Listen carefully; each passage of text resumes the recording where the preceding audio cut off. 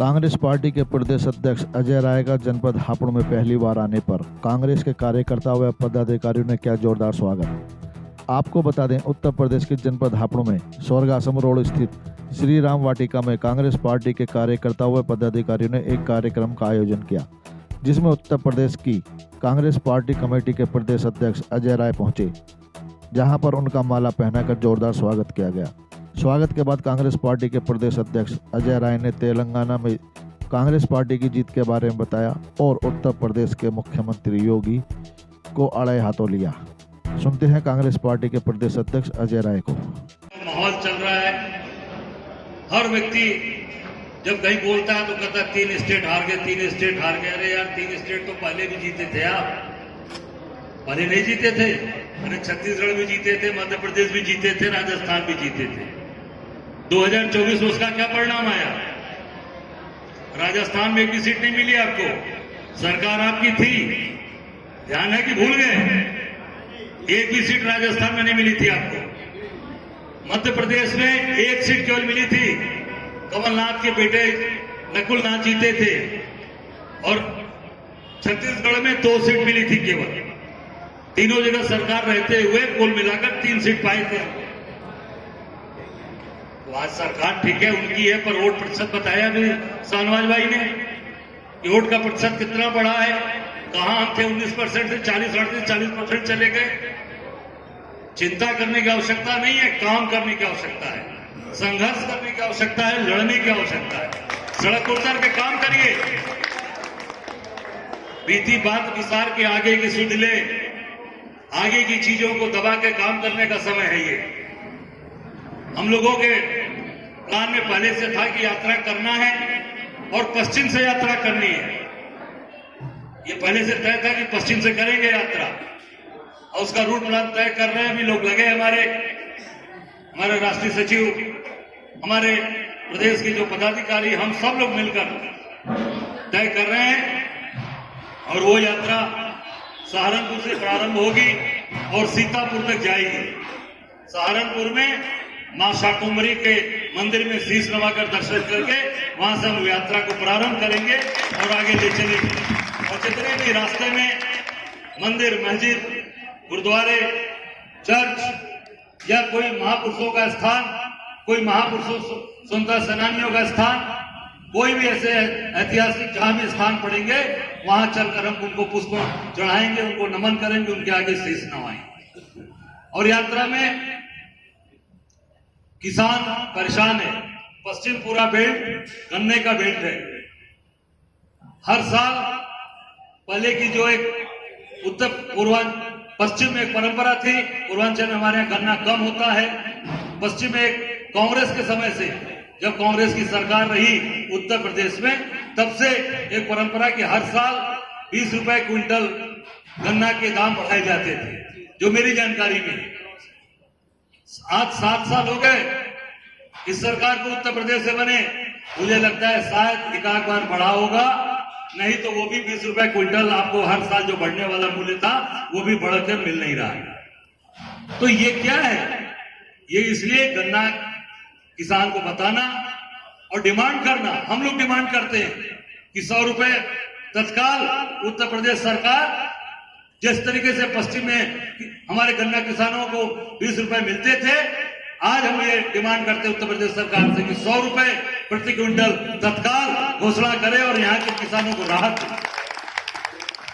तो ये किसान की बात करेंगे, मजदूर की बात करेंगे। आज नरेगा में काम करके लोग आज अपनी जो उनको मिलता था, मेहनताना, उसका इंतजार कर रहे हैं। हजारों हजार लोगों को आज नरेगा का पैसा उनको नहीं मिल रहा, ये उनकी बात करेंगे। व्यापारी आज परेशान है। सबसे ज्यादा वोट और नोट किसने दिया था? शर्मा जी आप बताओ। भाजपा को लाने वाले कौन लोग हैं? व्यापारी लोग हैं। वोट भी दिया और नोट भी दिया, और हम लोगों को नोट भी नहीं दिया, वोट भी नहीं दिया। तो आप नोट भी देते हो, वोट भी देते हो, और आज इस सरकार में आपको वो चोर साबित करने पर लगे। जीएसटी का छापा, दिन रात परेशान करना, तमाम इतने कॉम्प्लिकेशन बना दिया जीएसटी में। 1200 बार से ज्यादा उसका संशोधन हो चुका। 1200 से ज्यादा संशोधन जीएसटी के हो चुके सरकार ने कर दिए, केंद्र सरकार ने। कहां से आप पैसा जमा कर पाएंगे? आज व्यापारी परेशान है, व्यापार नहीं चल रहा, टैक्स देना है, बिजली की बिल की कई गुना दाम बढ़ गए। और योगी जी ने तो कहा था, सरकार बनाने के पहले घोषणा की थी ना, किसानों के बारे में घोषणा की थी कि नहीं की थी? भूल गए कि किसान को सिंचाई के लिए जो बिजली लगेगी वो हम फ्री में देंगे। किसानों को बिजली का हम बिल का पैसा, सिंचाई का पैसा नहीं देंगे। कहीं हुआ है? कहीं लागू हुआ है तो मुझे बताइए। पूर्वांचल में तो नहीं हुआ। और महंगा है, उम्र की और महंगी हो गई।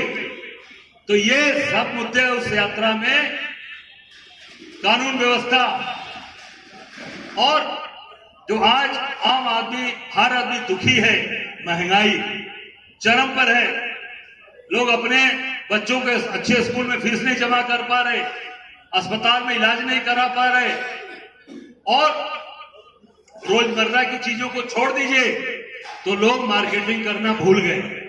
सोना चांदी गहना का लगन होगा तो शायद बिक रहा होगा, नहीं तो जो 12 महीने आप बेचते थे वो बिक रहा है। सुनसान बाजार पड़े।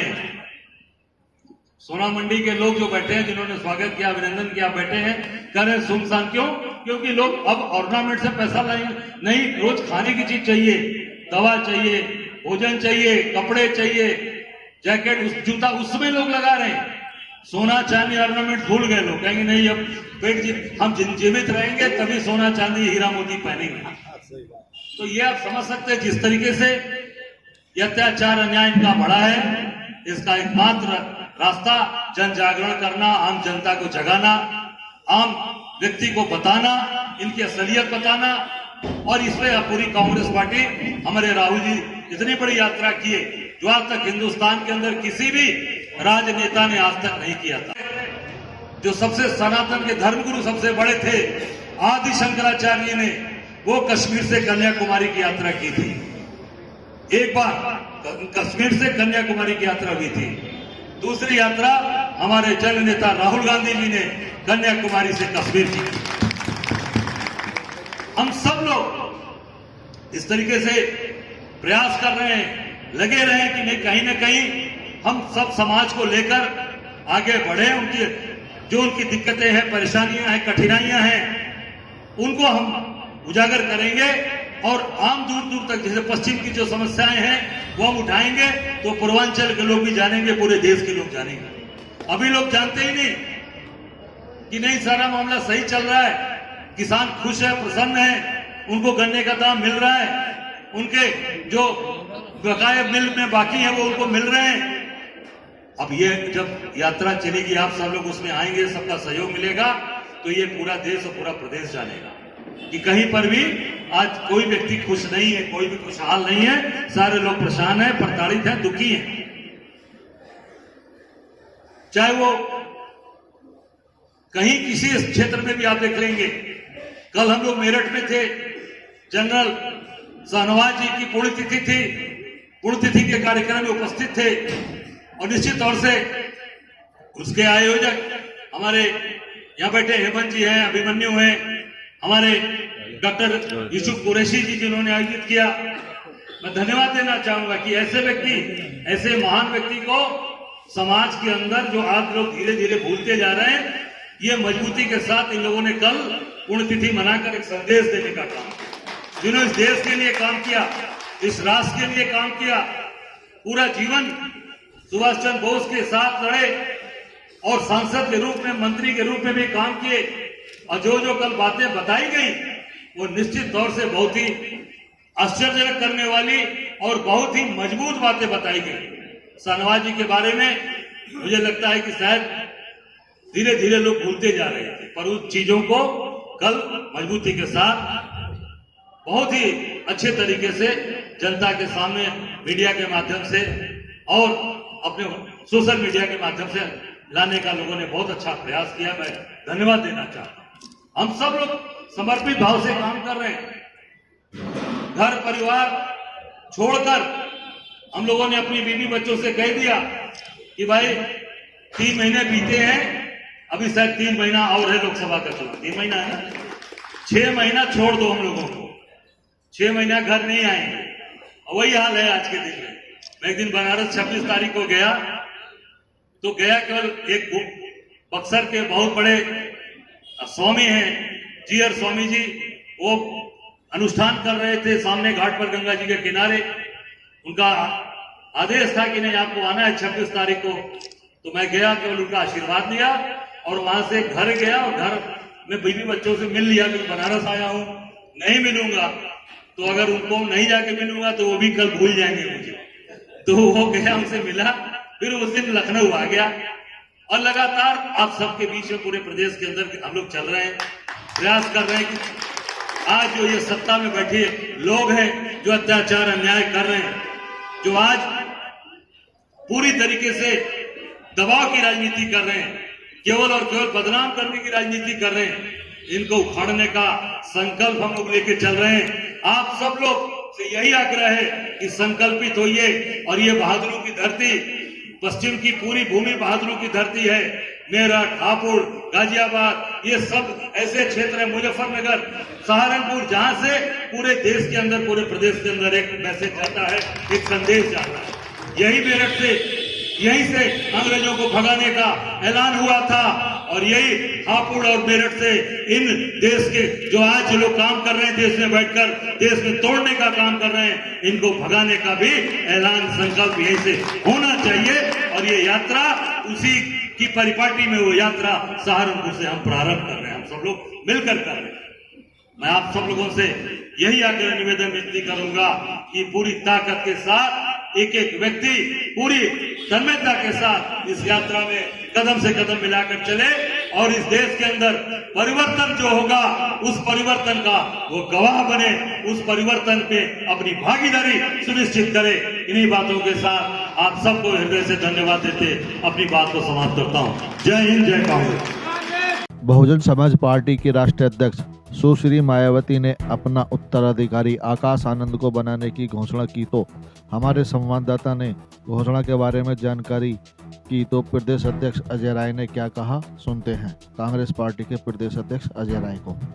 निश्चित तौर से ये उनकी पार्टी का अंदरूनी मामला है और मायावती जी ने देखा होगा कि नहीं, अब शायद वो उस चीज़ में अपने आप को मजबूत नहीं पा रही होंगी या दौड़ भाग करने में उनको लगता होगा कि आज उतनी मेहनत और मजबूत नहीं कर पा रही होंगी, तो उन्होंने अपने भतीजों को नाम अपना उत्तराधिकारी बनाया है। तो निश्चित तौर से मैं कहना चाहूँगा कि ये उन्होंने अपना निर्णय लिया है और अपनी पार्टी को, उनका अपना अंदरूनी मामला है।